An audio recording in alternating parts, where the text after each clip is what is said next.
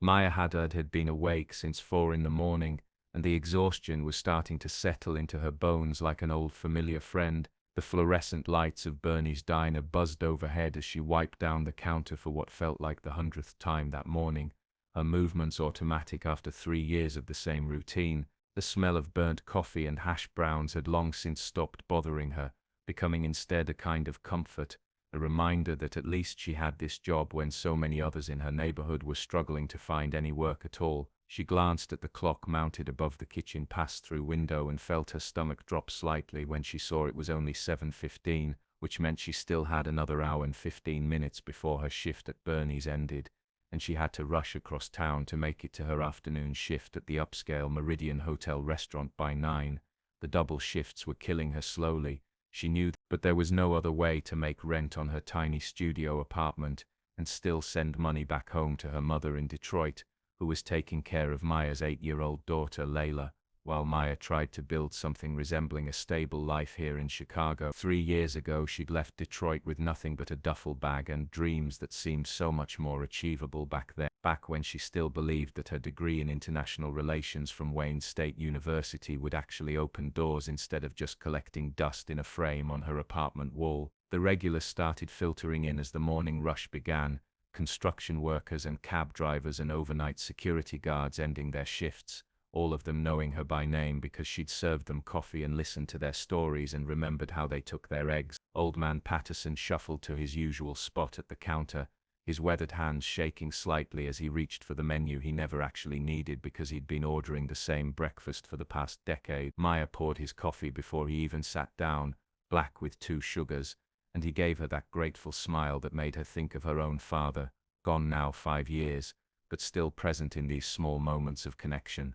The diner was her first world, the world of people who worked with their hands and counted their change, and understood what it meant to be one paycheck away from disaster, and she belonged here in a way she'd never belonged anywhere else, even as part of her mind was always somewhere else, caught between the life she was living and the life she'd imagined for herself back when she was still young enough to believe that speaking 4 languages and understanding geopolitics would matter more than her ability to balance 3 plates on one arm. Her manager Carlos poked his head out from the kitchen, his hairnet askew and his face shiny with sweat from standing over the griddle, and shouted that table 6 needed their check, which meant the businessman in the cheap suit who'd been nursing his coffee for the past hour, while making calls about some deal that was apparently falling apart. Maya grabbed the check and headed over, weaving between tables with the practiced grace of someone who'd learned to move through cramped spaces without ever bumping into anything, her body knowing the geography of this place better than her mind knew most things. The morning sun was starting to stream through the large front window zone,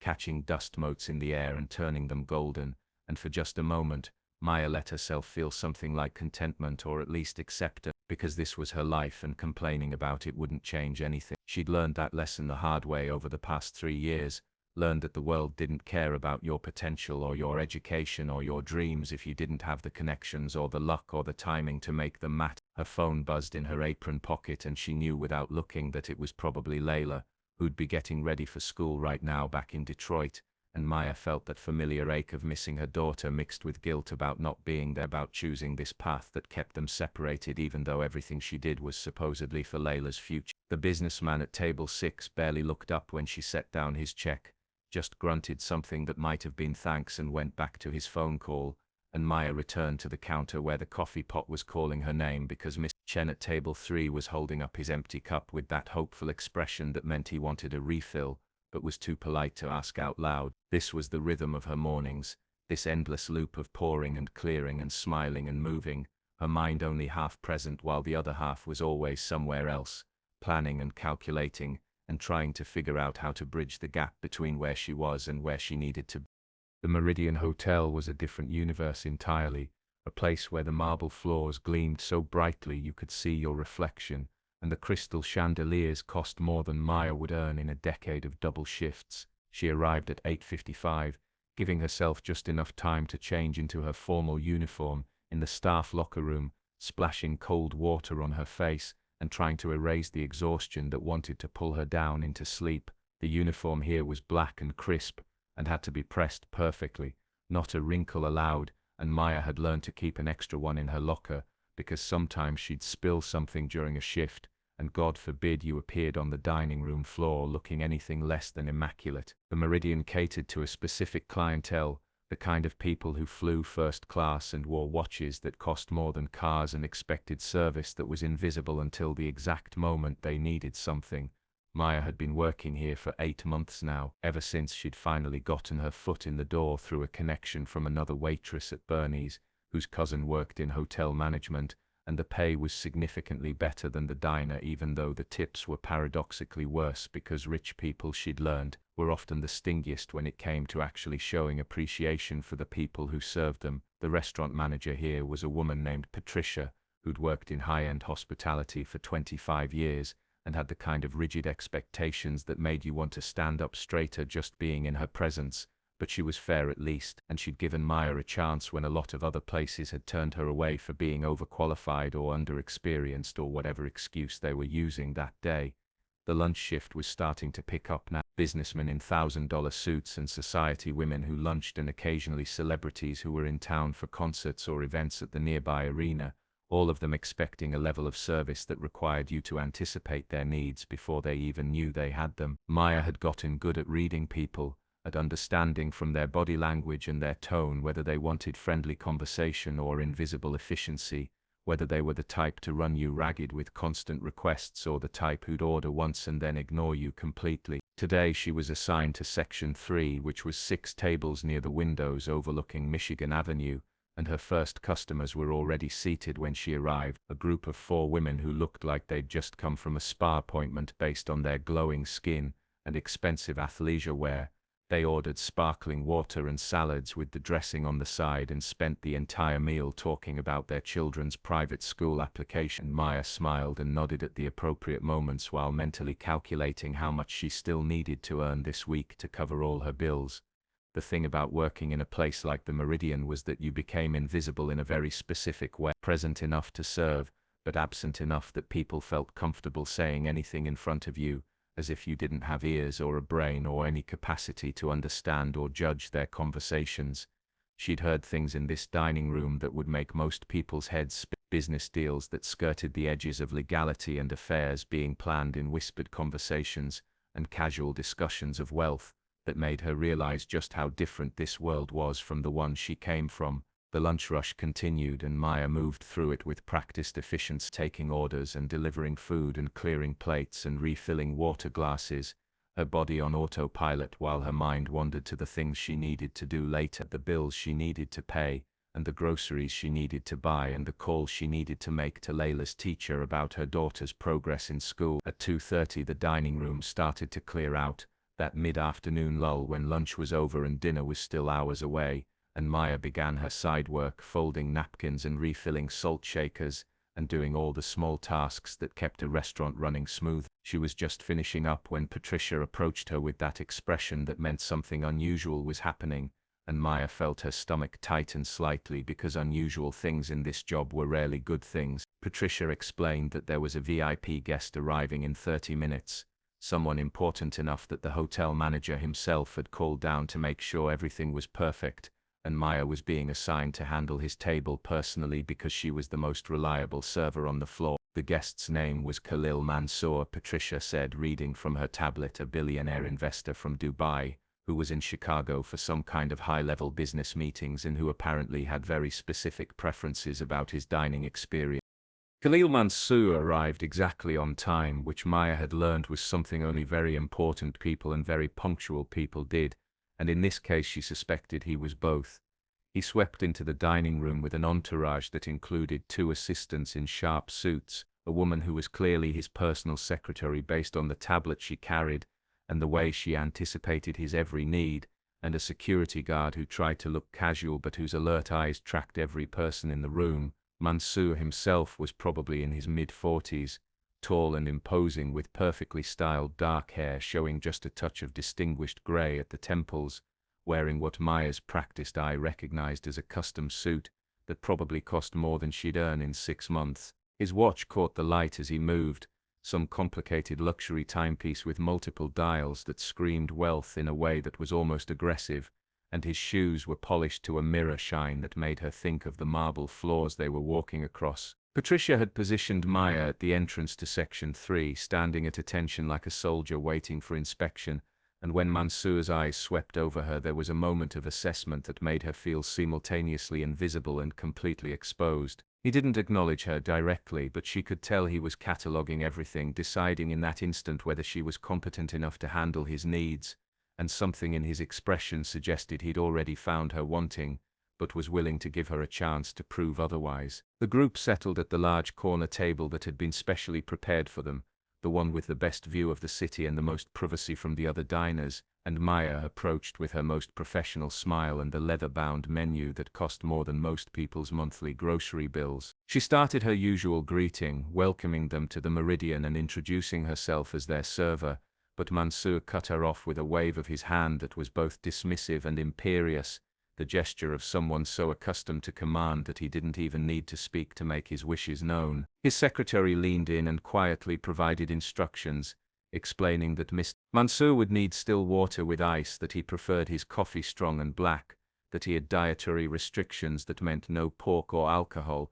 and that he expected his meal to be served promptly without excessive delay between courses. Maya nodded and took notes, her pen moving across her pad as she recorded every detail, knowing that getting any of this wrong would reflect poorly not just on her but on the entire hotel. Mansour himself was scrolling through his phone, conducting what appeared to be multiple conversations simultaneously, his fingers moving rapidly across the screen, while he occasionally murmured instructions to his assistants in what sounded like Arabic, though Maya couldn't quite make out the words from where she stood. The other members of his party ordered with the kind of casual assumption that everything would be perfect that came from a lifetime of having money smooth away all obstacles, and Maya smiled and confirmed each order and tried not to think about the fact that their appetizers alone cost more than her weekly grocery budget. She brought their drinks first, moving with careful precision to set them down exactly right, the water glasses positioned perfectly and the coffee cup placed just so,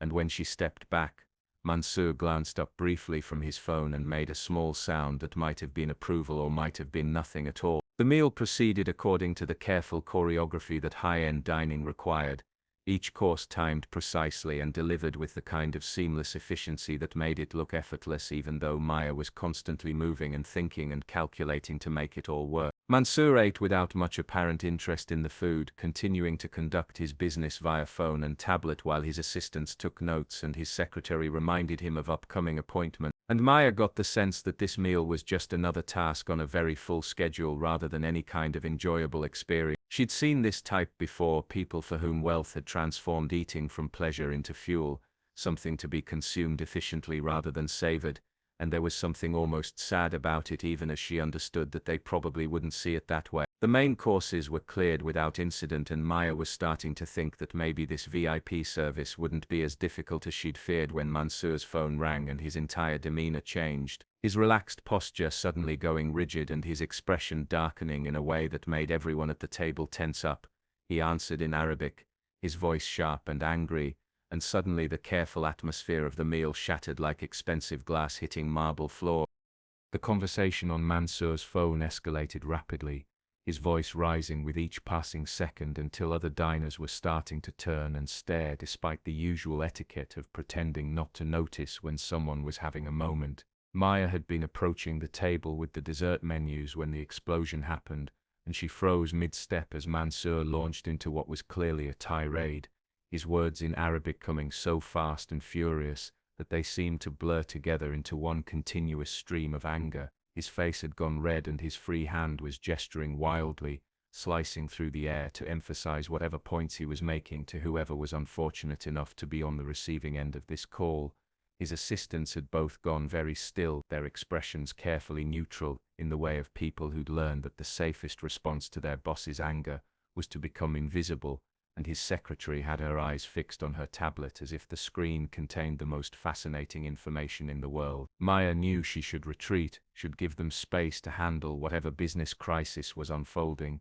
but she was caught in that awkward position of being too close to leave without drawing attention to herself and too far away to actually serve any useful purpose. The call ended abruptly, with Mansour practically slamming his phone down on the table hard enough to make the water glasses jump, and for a moment there was absolute silence in their corner of the dining room, the kind of silence that feels heavy and dangerous. Then Mansour looked up and his eyes found Maya standing there with the dessert menus clutched in her hands, and something in his expression shifted from anger to an even more volatile combination of fury and the need to direct that fury at someone, anyone who was available and vulnerable. He started speaking rapidly in Arabic, his voice dripping with contempt, and his hands gesturing at Maya and then at the table and then back at Maya, and while she couldn't understand most of what he was saying, the tone was unmistakable. He was berating her for something and attacking her with words that carried the weight of his wealth and power and absolute certainty that he could say whatever he wanted to whoever he wanted without consequences. His secretary started to intervene, reaching out to touch his arm and murmur something placating. But Mansour shook her off and continued his verbal assault, the Arabic words flowing like a river of poison, while Maya stood there feeling heat rise to her face and a familiar old anger start to kindle in her chest. She'd dealt with difficult customers before, had been yelled at and belittled and treated like she was less than human by people who thought their money gave them that right, and she'd always maintained her professional composure because she needed this job and couldn't afford to lose it over her pride. But there was something about this moment, about the assumption that she couldn't understand what he was saying, about the particular flavor of his contempt that assumed she was just another ignorant American server who couldn't possibly comprehend the sophisticated language he was using to insult her, that made something inside her snap. Mansour was gesturing at the table now, his Arabic flowing into what was clearly a complaint about the service, about her specifically, using words that she absolutely recognized even though he clearly believed she had no idea what he was saying. He called her incompetent, stupid, a waste of space who couldn't even perform the simplest tasks correctly, and then he said something about American women who thought they were so smart but couldn't even bring water to a table without messing it up. And that was the moment when Maya felt 3 years of exhaustion and frustration and swallowed pride come rising up her throat like bile. She'd been standing there with her head down and her hands clasped around the dessert menus like they were a shield, playing the role of the properly chastised servant, but now she lifted her chin and looked directly at Mansour with eyes that were no longer carefully neutral, but blazing with a fire that came from somewhere deep and old and true. The anger in his face flickered for just a second when their eyes met because something in her expression must have registered as unexpected, but he was too caught up in his own rage and righteousness to stop, and he continued his tirade in Arabic, apparently confident that he could say whatever he wanted without her understanding a single word of it. Maya took a breath that felt like it contained all the air in the room, and then she spoke, her voice clear and steady and absolutely fluent in the same Arabic that Mansour had been using to insult her. She told him that she understood every single word he'd just said, that she'd been standing there listening to him call her stupid and incompetent and worthless, and that perhaps before he decided to insult someone in what he assumed was a foreign language, he should consider the possibility that the world was full of people who knew things he didn't expect them to know. The effect was instantaneous and electric, like someone had thrown a switch and frozen everyone at the table in place. Mansour's mouth actually fell open, his expression cycling rapidly through shock and confusion, and something that might have been embarrassment before landing on an anger that was somehow even more intense than before, because now it was mixed with humiliation. His assistants exchanged quick glances that spoke volumes about how rarely they saw their boss caught off guard, and his secretary's carefully maintained mask of professionalism cracked just enough to show genuine surprise. Maya continued speaking in Arabic, her accent carrying the particular cadence of someone who'd learned the language from native speakers rather than from textbooks, telling him that she'd brought his water exactly as he'd requested, that his meal had been served with the efficiency and precision he'd demanded, and that the only thing wrong with his dining experience was his own inability to conduct his business without taking his frustrations out on people who were simply trying to do their jobs. The words flowed from her mouth with a fluency that surprised even her because it had been months since she'd spoken Arabic with anyone, but the language came back like muscle memory, shaped by all those hours she'd spent studying in college and all those conversations she'd had with her Palestinian roommate, who'd insisted they practice together every single day. She'd taken Arabic as her second language requirement freshman year, and fallen in love with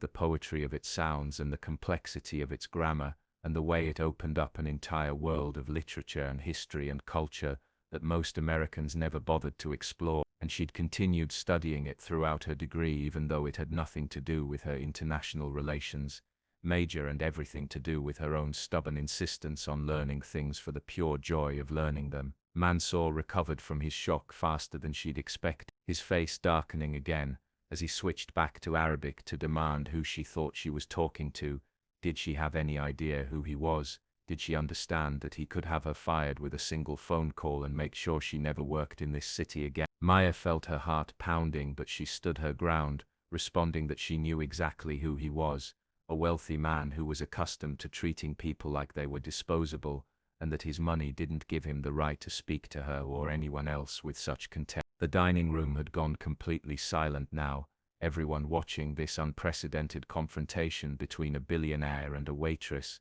and Maya could see Patricia moving quickly from the back of the restaurant with an expression that suggested she was about to have a heart attack. But Maya couldn't stop now, couldn't swallow back the words that were 3 years in the making, couldn't go back to being invisible and voiceless after having finally found the courage to speak. She told Mansour in Arabic that she had studied at university, that she spoke 4 languages and had a degree in international relations, that she was working as a waitress because life was complicated and circumstances were difficult and not everyone had the luxury of family wealth and business connections to smooth their path. She told him that the people who served him were human beings with their own stories and struggles and dreams, and that treating them like they were beneath notice said far more about his character than it did about theirs. Mansour's face had gone through several shades of red, and was now settling into a kind of mottled purple that might have been concerning if Maya had any capacity left for concern about his well-being, and he opened his mouth to respond, but Patricia arrived at that exact moment and positioned herself between Maya and the table with the kind of physical barrier that suggested she was ready to tackle her employee if necessary to prevent further disaster. Patricia immediately launched into the most profuse and elaborate apology Maya had ever witnessed, her voice taking on that particular tone of desperate hospitality that meant she was absolutely terrified of losing the hotel's relationship with whatever company or organization Mansour represented. She apologized for the disruption, for the unacceptable behavior of her staff member, for any offense or inconvenience caused, her words tumbling over each other in a rush to smooth over the situation before it could escalate further. Maya stood there watching this performance with a strange sense of detachment, as if she was floating somewhere above her body observing the scene unfold, and she knew with absolute certainty that she'd just destroyed her career at the Meridian, and possibly her career in hospitality altogether, because word would spread and no upscale establishment would want to hire someone who'd talked back to a billionaire. Mansour was speaking rapidly to Patricia now, still in Arabic but with enough English mixed in that Maya could follow the general thrust of his complaints, and she could see other diners craning their necks to watch this drama unfold while pretending to be focused on their own meals. Patricia kept nodding and apologizing and assuring Mansour that Maya would be dealt with appropriately, that this was completely unacceptable and would never happen again, and Maya felt a hot spike of anger at hearing herself discussed like she wasn't even there, like she'd become invisible again after that brief moment of being seen and heard. One of Mansour's assistants was on his phone now, presumably calling someone important to report this incident, and Maya could see the secretary taking notes with quick, efficient strokes that suggested she was documenting everything for some future purpose that probably involved lawyers and formal complaints. Patricia finally turned to Maya with an expression that was equal parts fury and desperation, her eyes communicating clearly that Maya needed to go immediately, to get off the floor and disappear before she could make things any worse than they already were. Maya nodded slowly and started to turn away, her mind already racing ahead to what came next, to unemployment and unpaid bills and having to tell her daughter that they couldn't afford things because Mommy had lost her temper and ruined everything. But then Mansour spoke again, this time in English that carried the crisp, precise accent of someone who'd been educated at British schools, and what he said stopped everyone in their track. He told Patricia to wait, that he wanted to speak to Maya privately, and the way he said it carried an authority that made it clear this wasn't a request but a command that would be obeyed regardless of anyone else's opinions or concern. Patricia looked between them with an expression of complete confusion, clearly trying to calculate whether this would make the situation better or catastrophically worse. But ultimately she had no choice except to agree, because you didn't refuse a direct request from someone of Mansour's wealth and status. She ushered the other diners who'd been gawking to look elsewhere, and created a bubble of relative privacy around Mansour's table, though Maya noticed she positioned herself close enough to intervene if necessary. Mansour looked at Maya for a long moment, his expression impossible to read now that the initial anger had faded into something more complex and thoughtful, and then he gestured to the empty chair across from him in a clear invitation to sit. Maya hesitated because sitting down with a guest was absolutely against protocol and would probably get her in even more trouble, but then she thought about how she was already fired anyway, and she might as well hear what he had to say before she cleaned out her locker. She sat carefully on the edge of the chair, her posture still formal and wary, and waited for him to speak. Mansour studied her face like he was trying to solve some kind of puzzle, and when he finally spoke his voice had lost its earlier contempt and taken on a different quality entirely, something that sounded almost like curiosity mixed with grudging respect. He asked her in Arabic where she'd learnt to speak the language so fluently, and there was genuine interest in the question rather than challenge. Maya answered truthfully, explaining about her studies and her roommate and her love for languages in general, and as she spoke she watched his expression shift incrementally, the anger draining away to reveal something more thoughtful underneath. What followed was perhaps the strangest 20 minutes of Maya's entire life, sitting at that table in the Meridian while the lunch service continued around them, and Patricia hovered nervously nearby, talking to Khalil Mansour about languages and culture, and the complicated experience of trying to bridge different worlds. He asked about her degree and what she'd planned to do with it, and when she explained about her original dreams of working in international development or diplomacy, he nodded slowly as if something was starting to make sense to him. Then he did something unexpected. He apologized, not the perfunctory apology of someone going through motions, but a real acknowledgement that he'd been wrong to speak to her the way he had, that his anger about the phone call had made him lash out at someone who didn't deserve it, and that he'd made assumptions about her based on her position that were clearly incorrect. Maya sat there stunned because in 3 years of dealing with difficult customers, she'd never once received a genuine apology from anyone, and certainly not from someone of Mansour's wealth and status, who could easily have just walked away without facing any consequences for his behavior. He explained that the phone call had been about a major business deal that was falling apart, millions of dollars potentially lost because of someone else's incompetence, and he'd been looking for someone to blame, and she'd been convenient and available. It wasn't an excuse, he said carefully, but it was an explanation, and he wanted her to understand that his anger had nothing to do with her performance, which had actually been excellent. Then he asked her a question that seemed to come from nowhere. Why was she working as a waitress instead of using her education? And Maya felt something crack inside her chest, because it was the question she'd been asking herself for 3 years without finding any good answers. She told him the truth, about leaving Detroit and her daughter and her mother, about sending out hundreds of applications to positions that matched her qualifications, and hearing nothing back, or getting rejected for being overqualified or underexperienced or just not the right fit. She told him about the entry-level positions in international development that required 3 to 5 years of experience, which was impossible to get without entry-level positions, and the catch-22 that had trapped her in service work even though she'd done everything right, gotten the degree and learned the languages and studied hard, and graduated with honors. She told him about the weight of student loans and medical bills from when Layla had been sick 2 years ago, about the reality of trying to survive in a city where the cost of living kept climbing while wages stayed stagnant, and about the quiet desperation of watching your dreams recede further into the distance with each passing day, while you smiled and served food and pretended everything was fine. Mansour listened without interrupting, his expression growing more thoughtful as she spoke, and when she finished there was a long silence while he seemed to be considering something. His assistants had been dismissed to wait in the lobby and his secretary had stepped away to take a call, so it was just the two of them sitting at this table surrounded by wealth and privilege, while Maya laid bare the reality of her life. Then Mansour asked what kind of work she'd wanted to do in international relations, what specifically had drawn her to that field, and Maya found herself talking about her fascination with cross-cultural communication and conflict resolution, about believing that many of the world's problems came from people failing to understand each other across linguistic and cultural barriers. She talked about her senior thesis on economic development in the Middle East, and her research into microfinance programs that were helping women entrepreneurs in refugee communities, and as she spoke she felt something awakening in herself, that had been dormant for 3 years, that spark of intellectual passion that had made her fall in love with her studies in the first place. Mansour was nodding slowly, his fingers steepled in front of his face, and when Maya finally ran out of words he leaned back in his chair and regarded her with an expression that was completely different from the contemptuous anger of earlier.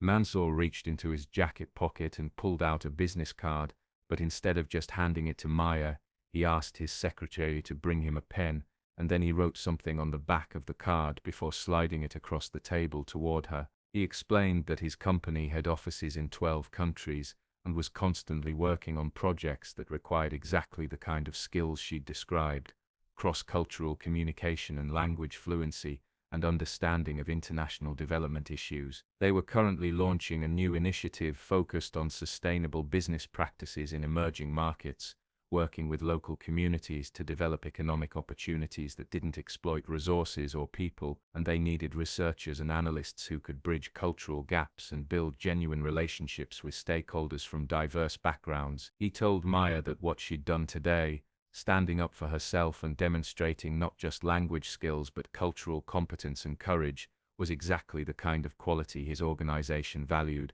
and he wanted to offer her an interview for a position on his team. Maya stared at the business card lying on the table between them, unable to quite process what was happening, wondering if this was some kind of elaborate prank or if she'd hit her head and was currently unconscious on the dining room floor dreaming this entire conversation. She looked up at Mansour and asked if he was serious, if he really meant what he was saying, or if this was just something he felt obligated to offer because of what had happened earlier. His expression was completely serious now, no trace of the earlier anger or the aristocratic condescension, just a businessman who'd recognized something valuable and was moving to acquire it before someone else did. He told her that he didn't do things out of obligation, that every person on his team was there because they brought value to the organization, and that he believed she could bring exactly the kind of perspective and skills they needed. He also said that the position would require relocation to Dubai initially, with potential assignments in other cities depending on project needs, and the salary would be competitive enough that she could afford to bring her daughter to live with her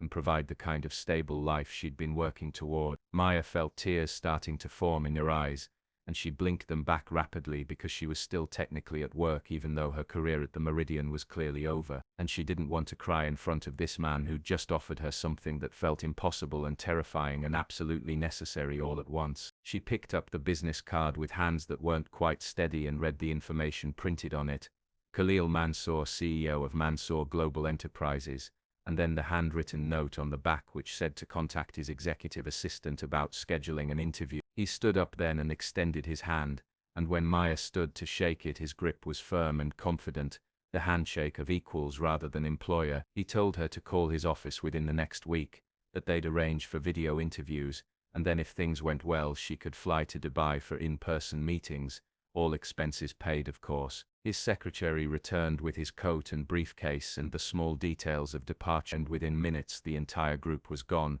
sweeping out of the restaurant as dramatically as they'd entered, leaving Maya standing there with a business card clutched in her hand, and Patricia approaching with an expression that suggested she had absolutely no idea what had just happened. Patricia started to speak, probably to begin the process of firing Maya or at least reprimanding her severely, but Maya held up the business card and explained in a voice that still didn't sound quite real that Mansour had offered her a job interview. Patricia's mouth opened and closed several times without any sound coming out, her brain clearly struggling to reconcile the expected outcome of Maya being fired with the actual outcome of Maya being recruited by a billionaire. And finally she just shook her head and told Maya to take the rest of the day off while she tried to figure out what to report to hotel management about this entire bizarre situation. Maya gathered her things from her locker in a daze, changed out of her uniform for what might be the last time, and walked out into the Chicago afternoon with the business card in her pocket and her phone in her hand, already pulling up her mother's number. She called as she walked, not caring about the people on the sidewalk who had to navigate around her, and when her mother answered, Maya started talking in a rush about what had happened, the confrontation and the conversation and the job offer that seemed too good to be true. Her mother listened and then said something that made Maya stop walking right there on the corner of Michigan Avenue and State Street while tourists flowed around her like water around a stone. She said that sometimes the universe has a way of rewarding courage, that Maya had spent 3 years being invisible and today she'd finally let herself be seen, and that maybe this was what had needed to happen all along. Maya asked her mother if she could talk to Layla, and when her daughter's 8-year-old voice came on the line bright and excited because Mommy never called in the middle of the day, Maya felt something inside her chest expand and settle at the same time. She told Layla that she loved her, that she'd been working hard to build them a better life, and that maybe, just maybe, they'd finally found the door that had been waiting for them to knock on it. Layla asked if that meant she could come live with Mommy again, and Maya said yes, that was exactly what it meant,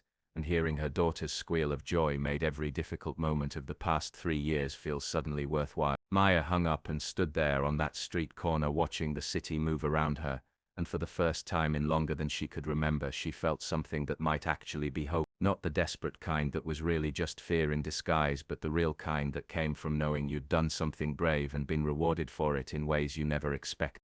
Maya spent the next 5 days in a state of controlled panic, researching Mansour Global Enterprises until she could recite the company history in her sleep and practicing her Arabic with every free moment she had, because she knew the interview would likely involve demonstrating her language skills under pressure. She'd called the executive assistant number on the business card the morning after the restaurant incident, half convinced that the whole thing had been some kind of fever dream, but the assistant had been expecting her call and had efficiently scheduled a preliminary video interview for the following Monday at 9 in the morning. Maya had requested the day off from both her jobs, which Patricia had granted with an expression that suggested she still hadn't quite processed what had happened, and Bernie's manager Carlos had been surprisingly supportive when she'd explained that she might be leaving for a real career opportunity, telling her that he'd always known she was too smart to be stuck slinging hash browns forever. The morning of the interview, Maya woke up at 5 even though she didn't need to be ready until 8:30,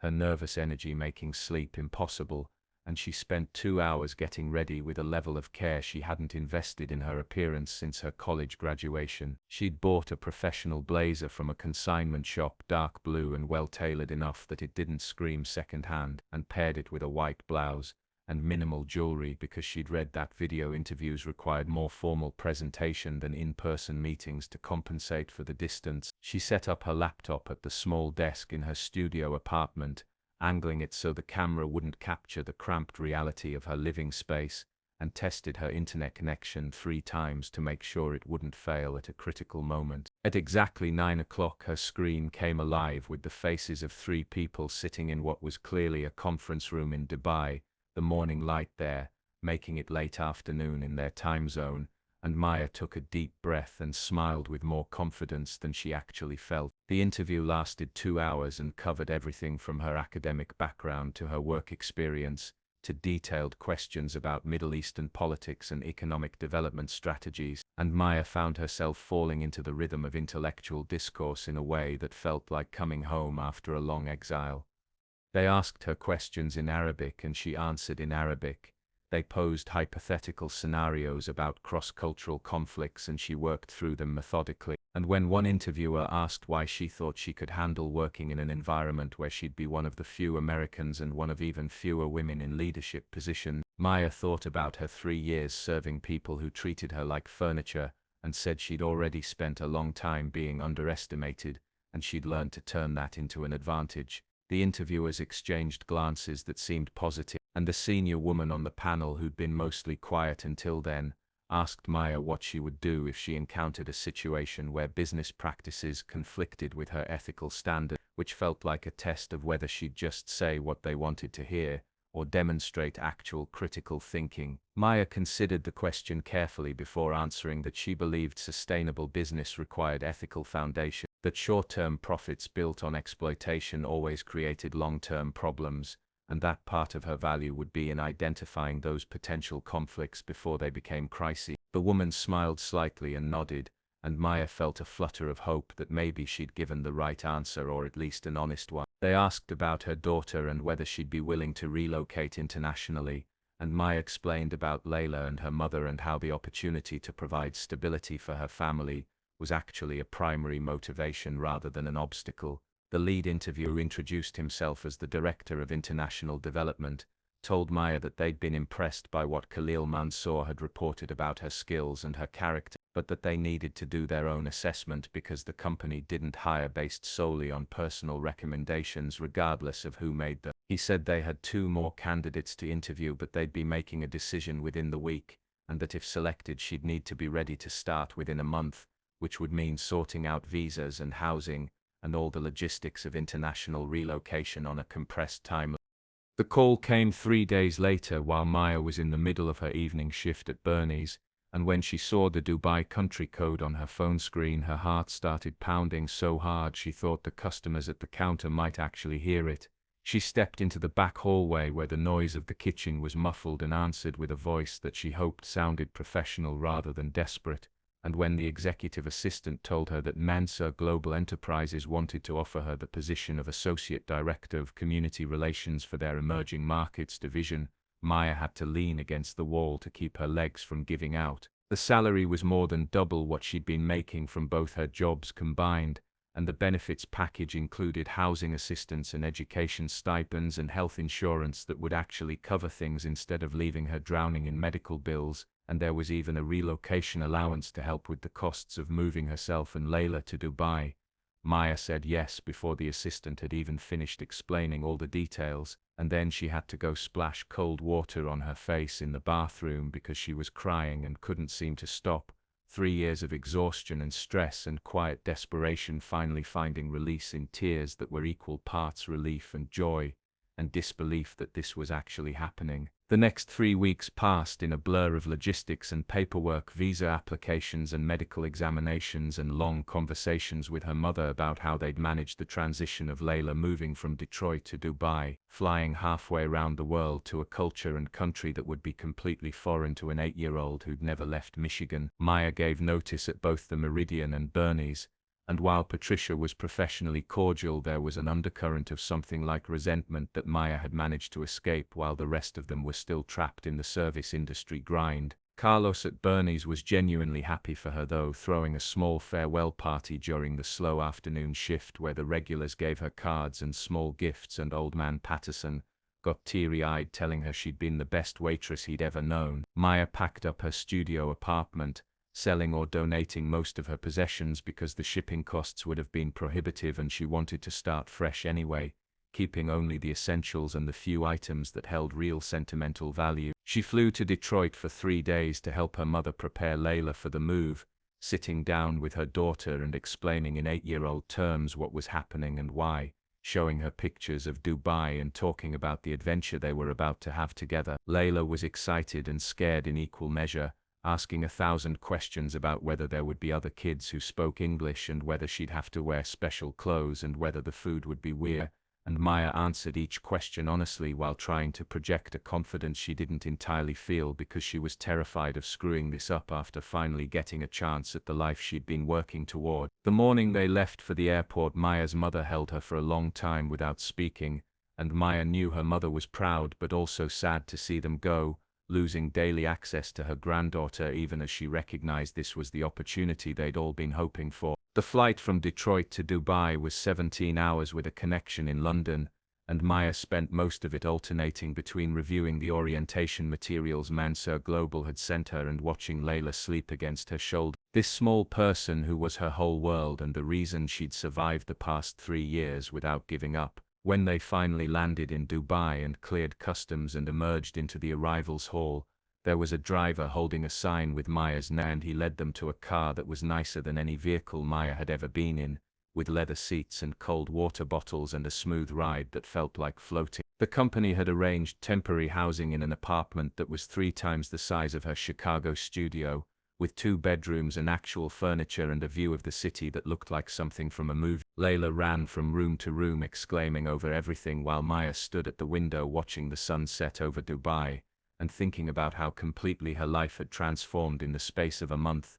how one moment of courage in a restaurant had opened a door she didn't even know existed. She thought about the version of herself who'd been serving coffee at Bernie's just weeks ago, exhausted and hopeless and wondering if she'd made terrible choices that had trapped her in a life that would never change, and she wanted to go back in time and tell that woman to hold on just a little longer because everything was about to shift in ways she couldn't imagine. Her phone buzzed with a message from Khalil Mansour himself, welcoming her to Dubai and telling her he was looking forward to working with her, that he believed she was going to do exceptional work and make a real difference in the projects they were developing.